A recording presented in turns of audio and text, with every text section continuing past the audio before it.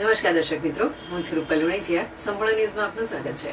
પાલનપુર ખાતે શ્રીમદ ભગવદ ગીતાના જ્ઞાનને અભ્યાસક્રમમાં સમાવવાના વિરોધ કરનાર સામે પ્રાથમિક શૈક્ષિક મહાસંઘ દ્વારા આજે જિલ્લા કલેક્ટરને આવેદનપત્ર આપ્યું છે.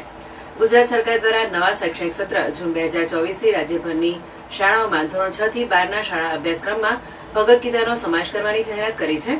મૂલ્ય શિક્ષણની સાથે છાત્રો નૈતિક મૂલ્યો અને સિદ્ધાંતો જાણે તેવા ઉમદા હેતુ છે નવી શિક્ષણ નીતિ 2020ના ભાગરૂપે આ નિર્ણય લેવાયો છે.